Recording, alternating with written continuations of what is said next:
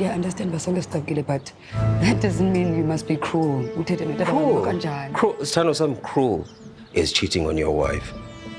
Cruel is leaving her alone when she needs you the most. Can you not see it?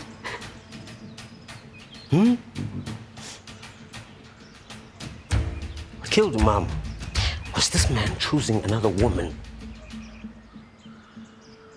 over his wife when she needed him the most. What killed Mama was his selfishness. Let's go on, yeah. That sense is pause over. You chose to leave that room, Dad. You chose to leave umfazi wakho. Just accept it. Don't joke, Dad. Accept ba ngumbulali. Vuma.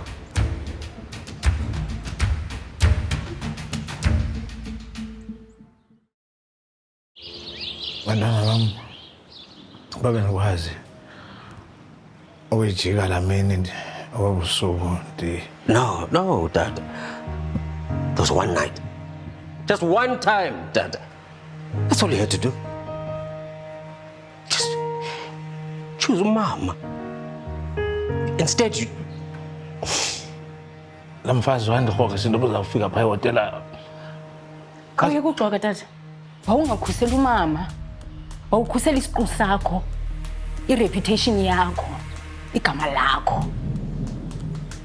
Kuba uyayazi na uba la mfazi wayenza loo nto uyithethayo. Yayizokulandela loo nto. Ibe semaphepheni the very next day. Khawutsho tata uyenza njani into enjalo? Umshiya njani umfazi wakho ekuloo meko? Uhambe uyeke ibhedi yomnye umfazi. And still manage uba mawulale naye. Hello.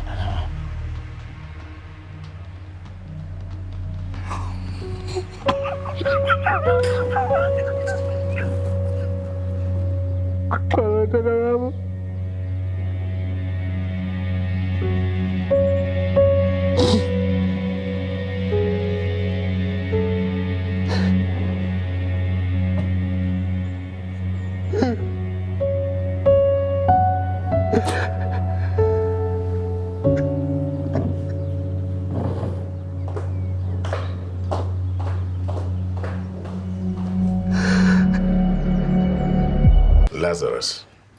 Nazoleka ba posh.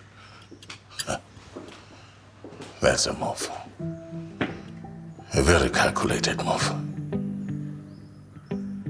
Kahle nje bona bafuna ukungibhijeza. Ngaphambi ukuthi ngisukume. Ya baba. Lento iyona ncamashi oyenzile mawuthatha mawethu. I-senior engineer yabo. Wabungaza. Wathi it's smart business.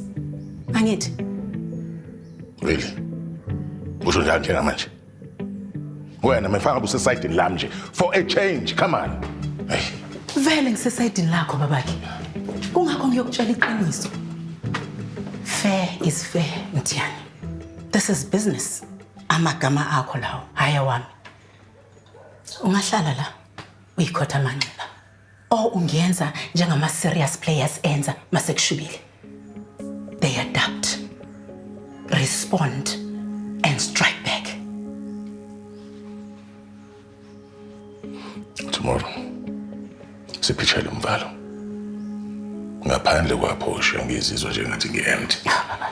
Uma wathi yazama ulokhu ngikhuthaza ngitshena ukuthi i-strategy is solid.